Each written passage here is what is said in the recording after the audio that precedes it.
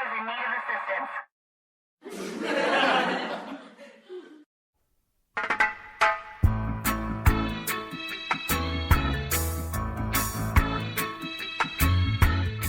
The 10 Black Nation Codes of Conduct. 1. I am black first, before I am anything else, and all my alliance and total allegiances are as such. Because I am black first. 2. I will not engage in display, support nor propagate anything that gives a negative reflection upon my black people, to include, but not limited to, news, entertainment, information, social media, etc. Because I am black first. 3. I will spend my money within my black community first, and only spend the minimal amount elsewhere, until I am able to buy it in greater quantity from a black business owner. Because I am black first. 4. Everything I make or sell to my people will only be my best, and I will conduct all business transactions with my people in a decent, honorable and orderly manner. Because I am black first. 5.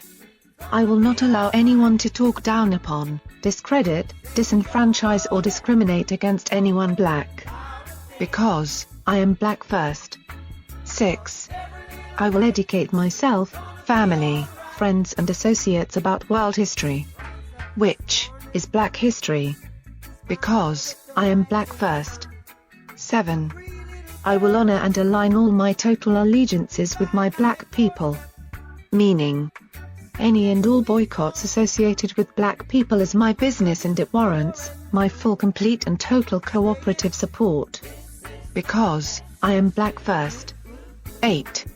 I understand having black pride does not negate anything nor anyone else, but it will foster an increase of self-respect, while uplifting all people to understand and respect my black people. Because I am black first. 9.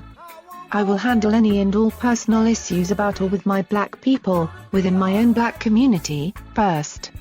Because we are black people, first. 10. I will not allow media, law enforcement, politicians, political ties, friends, be it foreign or domestic, or business associates nor etc., to speak about or concerning black issues without the support of an appropriate black official representative present. Because my black people are my first priority. Because I am unapologetically black, first.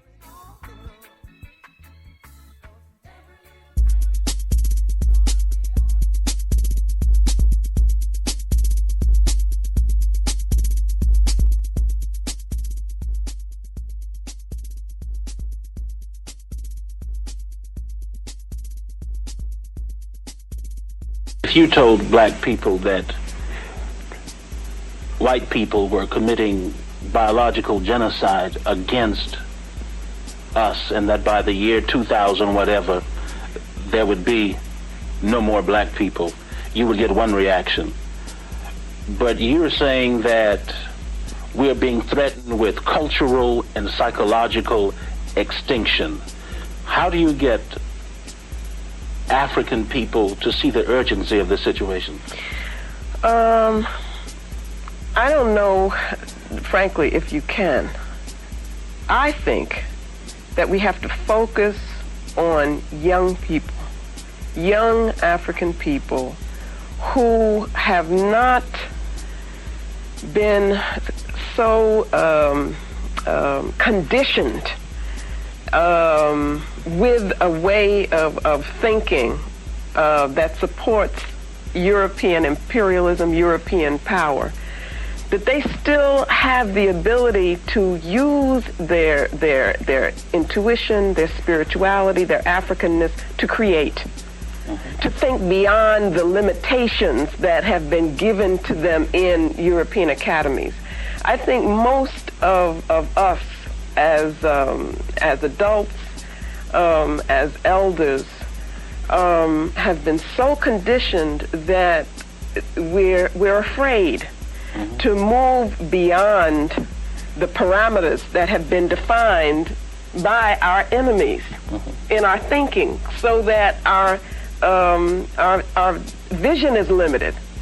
And so we are really not the people who should be conceptualizing the plans, the movements, what we should be building.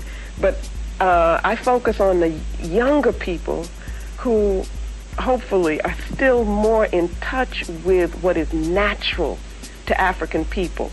And if I can affirm that in them, they will see the urgency. I find that in my teaching. I find that in teaching young people, that once they are affirmed and introduced in a conscious way to the African worldview, it becomes crystal clear to them. And they see in an urgency in us as African people building for self, as opposed to imitating forms which have been put in place to make sure that we continue to be oppressed. Culturally and psychologically, do you think we realize what we have lost? No, not. It's ironic because we don't realize it on a conscious level. Yet we live it every day in the way we walk, in the way we talk, in the music we create. There is a depth of spirituality which exists in us as a people, which has continued since our origins, that our ancestors have passed to us, and which we continue to pass on ourselves, that we don't consciously recognize as a strength. We don't realize that it is something that we need to use to think with, so that when we are presented with a European worldview in the classroom, we think that that's the only way to be. That's the only way to think, because we didn't come with anything. So I don't think that we are aware on a conscious level of what it is that we've moved away from in terms of power. You see, that's what we're not aware of. Could you talk some about how we came to be who and what we are today? If you understand the question. I think I do. Okay. I think that we have to look back at a period that I call the Ma'afa. We as Africans were very consciously stripped of our culture. Now, that becomes a platitude. Everybody's saying that. Stripped of our culture, but we have to see that we had a strong culture and so forth. But nobody seems to realize the depth of what that means. Being stripped of our culture meant being conditioned to accept ourselves as inferior beings. Okay? It meant that we were conditioned to feel that we had to be dependent on Europeans, dependent on white people, that we could not do things for ourselves and in our own image.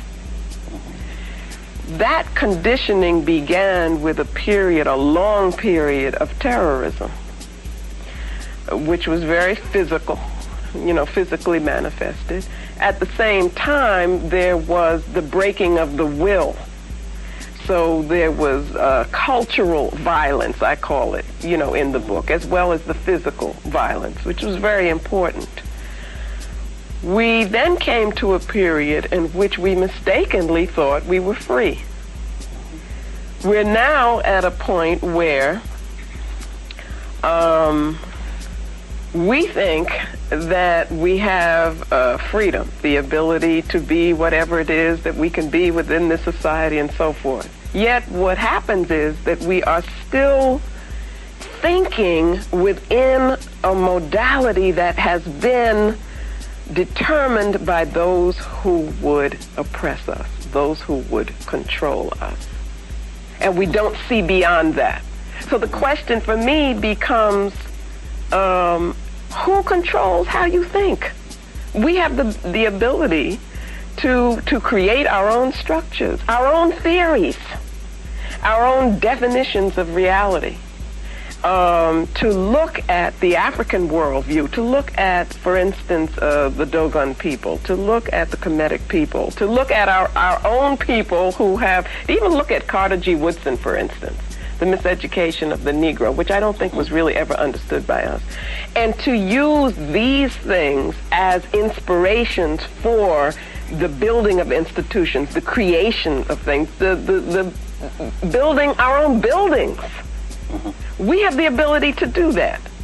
So it's almost like we've been conditioned so well through such a long process that now it is us who are enslaving ourselves mentally. Because the job has already been... The job has been done. It would be so easy, in one sense, for us to undo it. That's what I'm saying in this book. Because the way the system of European control works is that you have to accept a concept of reality which makes them superior.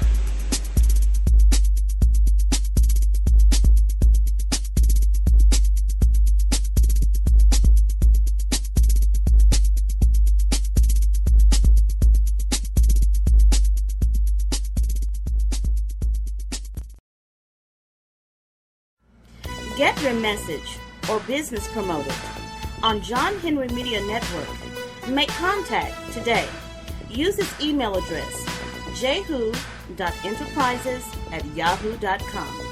That's jahu.enterprises@yahoo.com. Again, that's jahu.enterprises@yahoo.com. For specific details on submitting your audio to make it happen, it will be aired on our very next episode for a small donation of your choice. So let's make it happen right now. I put away